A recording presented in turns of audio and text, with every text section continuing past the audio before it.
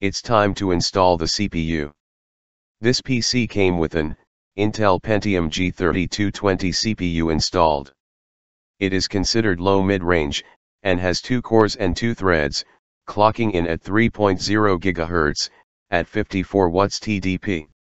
The CPU we are installing is considered high mid-range, and has 4 cores and 4 threads with a clock speed of 3.3 GHz, turboing to 3.7 GHz, at 84 watts TDP.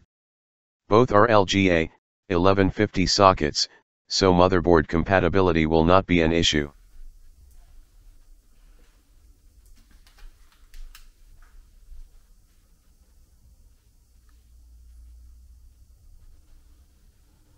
We will need the replacement CPU, a bottle of isopropyl alcohol, some thermal paste, a flathead and Phillips screwdriver on hand, and some paper towels.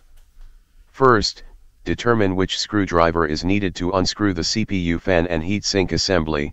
In this case, it is a flathead, which is common in HP machines.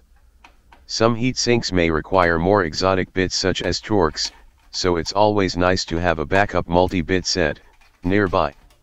Start by loosening any of the 4 corner screws. A few turns is good, then the same on the opposite corner. Then do the same for the next 2 sets. Repeat this diagonal process until the screws start to jump, as I call it.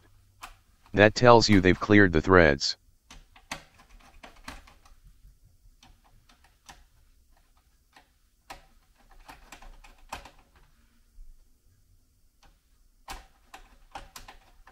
The CPU fan cable must be removed.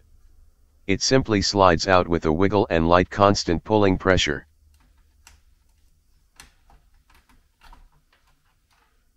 Next, lift the heatsink assembly straight up. Note the thermal paste on the CPU as well as the heatsink.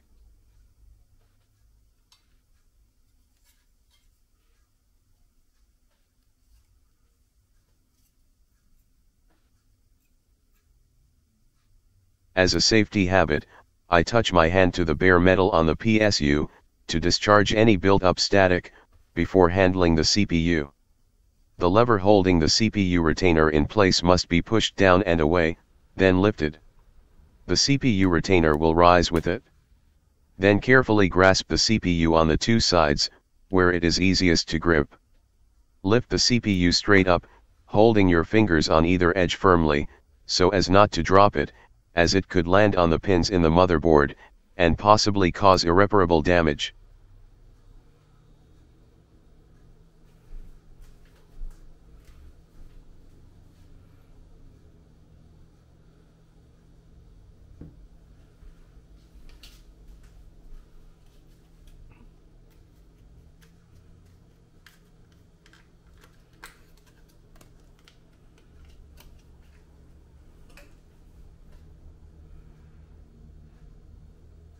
Locate the golden triangle on the corner of the replacement CPU, and match it to the embossed triangle on the CPU slot on the motherboard. Lower it gently into the slot, giving all 4 sides a slight nudge so that it falls into place. Lift and reposition, if you notice it still is not sitting flush in the socket. Now lower the CPU retainer, and relatch. Make sure the lip of the retainer catches the screw on the motherboard that is slides under.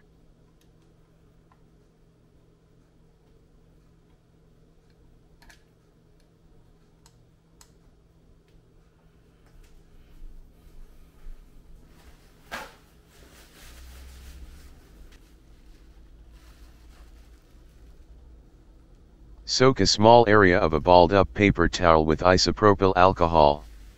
If you're using 90% or higher, then it is best to wear gloves.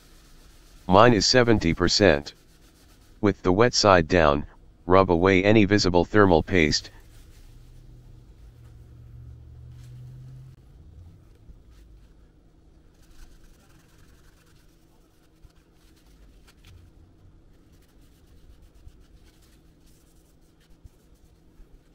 Then when it looks clean, resaturate your towel and give it one last rub to get any remaining residue.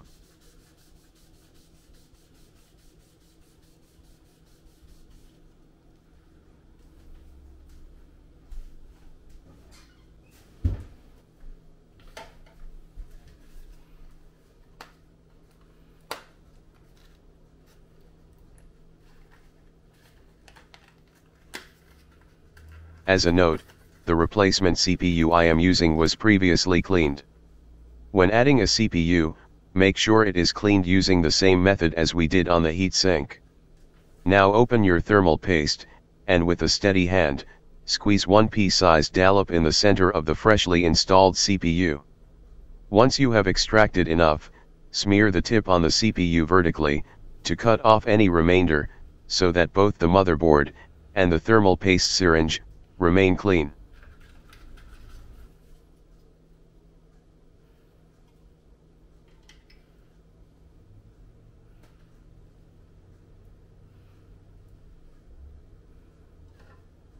Now the CPU fan and heatsink assembly are lowered back onto the 4 points where it screws into on the motherboard. Make sure it is oriented correctly with the fan facing front, and the heatsink fins facing towards the back. Once it is in place, screw in each corner in a diagonal fashion the same as when it was removed.